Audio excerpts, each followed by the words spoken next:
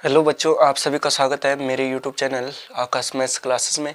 और आज मैं आपके लिए लाया हूं 2024 में आने वाला इम्पोर्टेंट क्वेश्चंस है, जो कि यहाँ पे क्लास 10th का प्रश्नावली 1.2 का दूसरा प्रश्न है कि पूर्णांकों के जो पूर्णांक हमें दिए हैं उनका एचसीएफ और एलसीएम ज्ञात करना है। वह दोनों संख्याओं का गुणनफल भी ज्ञात करना है। और इसकी जाँच के लिए हमें क्या करना पड़ेगा, दोनों संख्याओं का गुणनफल करके हमारे पास क्या हो जाएगा, दोनों संख्याओं का गुणनफल करके हमारे पास क्या हो जाएगा, एचसीएफ और एलसीएम को भी हमें गुणा करना है। एचसीएफ और एलसीएम जितना आएगा और दोनों संख्याओं का गुणनफल जितना आएगा वो दोनों बराबर होगा। तो चलिए यहाँ पे शुरू करते हैं। हमारे पास है 26 और 91 है पहला। तो 26 और 91 है तो हमें यहाँ पे अभाज्य गुणनखंड करने चाहिए इनके। 26 है और 91 है, तो आपको नॉर्मल सी बात है, यहाँ पे 26 और 91 तो 13 दूनी 26 होता है, ठीक है ना। 13 दूनी 26 होता है, 13 दूनी 26 होता है और 13 एकम 13 होता है, ये तो आप कर सकते हो। और 13 सत्ता 91 और 1 को 1, ये हो जाएगा हमारे पास, हो गया ये। तो इसको हमें सरल करना है, तो यहाँ पे हमें एचसीएफ और एलसीएम ज्ञात करना है और दोनों संख्याओं का गुणनफल। तो यहाँ पे आप देख सकते हैं कि एचसीएफ हमारा क्या हो जाएगा, एचसीएफ तो हो जाएगा हमारा यहाँ पे कितना, 13 है ना। 13 एकम 13, 13 और 1 है तो 13 एकम 13, एचसीएफ हो जाएगा हमारा 13 और एलसीएम बराबर हो जाएगा 13 गुणा 2 गुणा 7, है ना। एलसीएम बराबर 13 2 गुणा 7, तो ये हो जाएगा हमारे पास। यहाँ पे देखो एलसीएम का क्या होगा, यहाँ पे दोनों का एक तो कॉमन हो गया 13 और 2 और 7 हो गया और 1 को 1 ऐसे ही रहने देते हैं, तो ये तो 1 ही रहेगा। आपको पता है एक किसी भी संख्या को 1 से गुणा करने पर मान वही रहता है, परिवर्तन नहीं होता है। तो यहाँ पे 13 सत्ता 91 और 91 सत्ती कितना होता है, 13 दूनी 26 और गुणा 7, तो 7 छक्के 42 और 7 दूनी 14 और 4 18, तो 182 तो हमारा क्या हो जाएगा, एलसीएम हो जाएगा। ठीक है, आसान तरीका है, क्वेश्चन आसान है, इसीलिए मैं शॉर्टकट में बता रहा हूँ इसको। आसान है क्वेश्चन, ज़्यादा हार्ड नहीं है, मुश्किल नहीं है और इम्पोर्टेंट में है, ठीक है। अब यहाँ पे दूसरी कंडीशन में क्या बोल रहे हैं कि दोनों संख्याओं का गुणनफल और एचसीएफ और एलसीएम, ठीक है। तो यहाँ पे पहला क्या है, दोनों संख्याओं का गुणनफल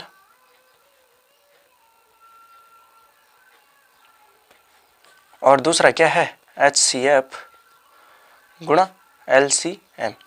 तो यहाँ पे दोनों संख्याओं का गुणनफल और एचसीएफ और एलसीएम दोनों सेम आएगा। तो दोनों संख्या हमारे पास क्या है, 26 और 91 है, तो 26 और 91 को गुणा करना है, ठीक है। और 13 और गुणा 13 था हमारा एचसीएफ, ये है ना हमारा 13, और एलसीएम आया 182, तो इन दोनों की गुणा करते हैं तो हमारे पास मान दोनों का आएगा सेम। तो यहाँ पे चलिए इसको गुणा करते हैं, 26 और 91 है, ठीक है, 26 और 91 है।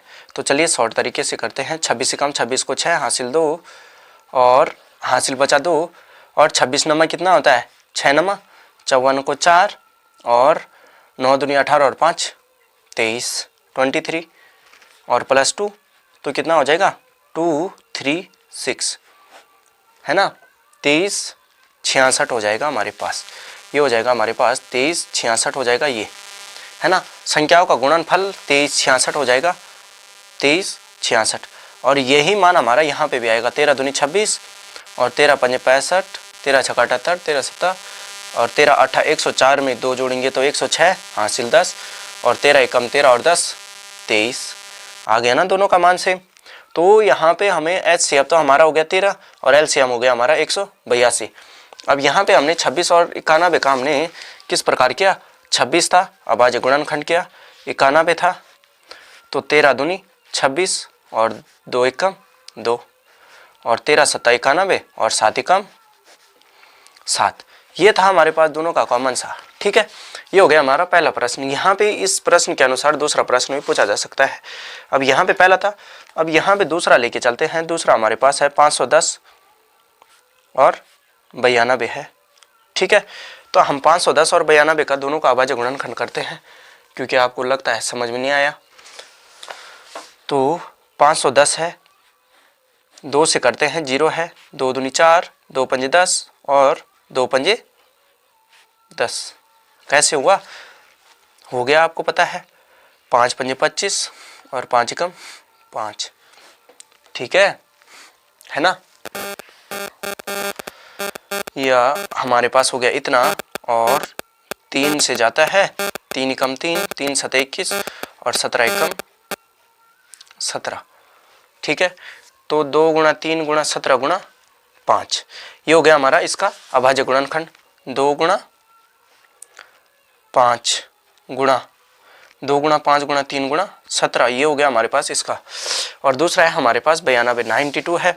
तो 92 का हमें गुणनखंड करना है, अभाज्य गुणनखंड। तो 2 चको 8 और 2 छके 12, 46 दूनी 92 और 2 दूनी 4 और 2 तिया 6 और 23 एकम 23।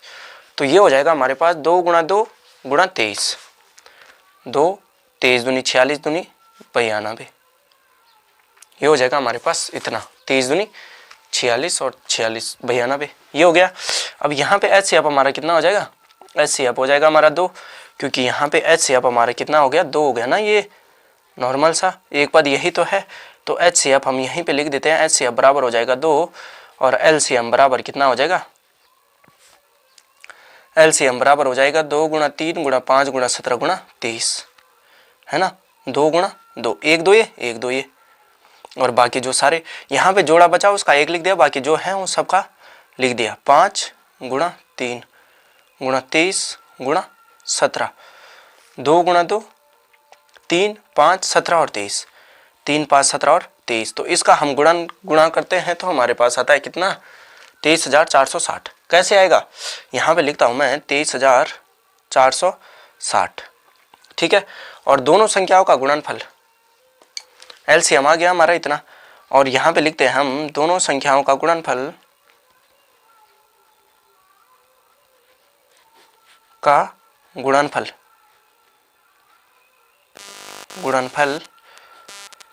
और HCF गुणा LCM।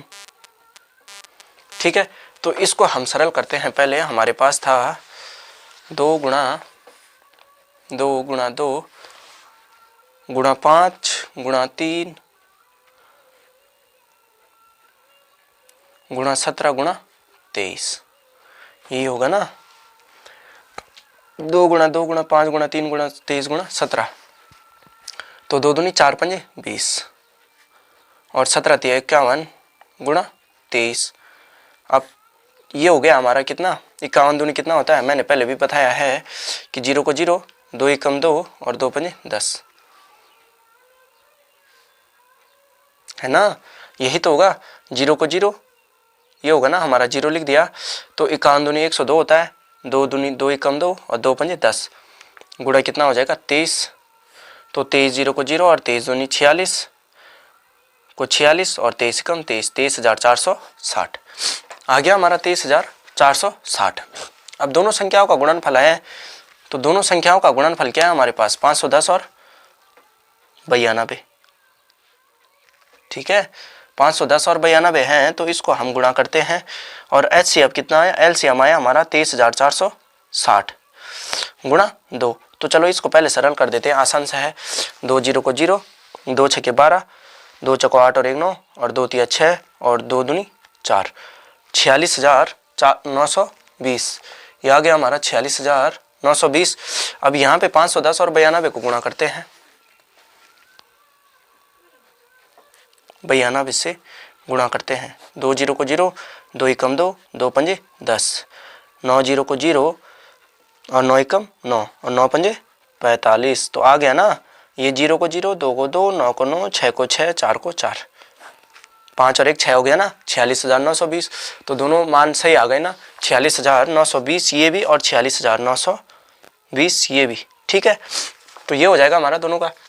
यहाँ पे हमें सिर्फ पूछा था कि दोनों संख्याओं का HCF और LCM ज्ञात करना है, और दोनों संख्याओं का गुणनफल भी करना है, और HCF और LCM दोनों क्या होगा? बराबर होगा। ठीक है, तो यहाँ पे हमने अभाज्य गुणनखंड किया। अब LCM हमें, HCF तो आपको पता है कि 2 संख्या दी है, एक संख्या को तो HCF LCM का भी निकलता नहीं है, तो दोनों संख्याओं में कॉमन जो है वो हमारा HCF हो गया। और LCM क्या होगा? LCM होगा ये संख्या का वर्ग, तो ये हो गया, और बाकी जो बचा उन सभी का क्या हो जाएगा, गुणा हो जाएगा, वो बचा 182 हो गया एलसीएम। और दोनों संख्याओं का गुणनफल है हमारे पास 26 और 91 का और 13 और 182 का, क्योंकि एचसीएफ और एलसीएम और दोनों संख्याओं का गुणनफल क्या होगा, सेम होगा, आंसर सेम आएगा। और वहाँ पे 510 और 92 था, तो 510 और 92 था, तो 510 और 92 का हमने क्या किया, उनका अभाज्य गुणनखंड किया। अभाज्य गुणनखंड आपको पता है कैसे करते हैं, अभाज्य गुणनखंड किया और एलसीएफ और एचसीएफ और एलसीएम निकाला। अब मैंने पहले भी प्रश्न में बताया कि जो कॉमन होगा, यहाँ पे 2 और 2 है तो यहाँ पे 2 हो जाएगा, वैसे कॉमन के लिए हम 1 भी लिख सकते हैं। अब यहाँ पे कंडीशन क्या आती है कि अगर यहाँ पे सेम ना हो, ठीक है, ये तो 1 तो हमारा कॉमन सा रहेगा, अगर यहाँ पे सेम ना हो तो सेम ना होने पर हमें क्या करना पड़ता है, 1 को हमें कॉमन लिखना पड़ता है, 1 को हमें वहाँ पे अभाज्य गुणनखंड के रूप में 1 को हम लिख सकते हैं, ठीक है, ये हो जाएगा हमारा। तो यहाँ पे हमारा मान सेम आएगा, ठीक है। यहाँ पे हमने एचसीएफ निकाला इतना, अब उसके बाद एलसीएम है, तो एलसीएम है ये है हमारे पास इतना, तो एलसीएम है इतना, तो इसका हमें एलसीएम निकाला, तो दोनों संख्याओं का गुणनफल और दोनों संख्याओं का एचसीएफ और एलसीएम का गुणा और दोनों संख्याओं का गुणनफल क्या आएगा हमारे पास, सेम आएगा, ठीक है, ये होगा हमारा। इस प्रश्न को अवश्य देख लेना, ये इंपॉर्टेंट में है। और यहाँ पे मैं बताता हूँ, जैसे हमारे पास कोई संख्या है वैसी है ना, ठीक है, समझने के लिए मैंने लिखा है 94 6। अब इसके जैसे गुणनखंड हो गए 999 और 35, ठीक है, ये माना एक समझने के लिए, और ये 46 है, तो यहाँ पे हो गया 2 × 30।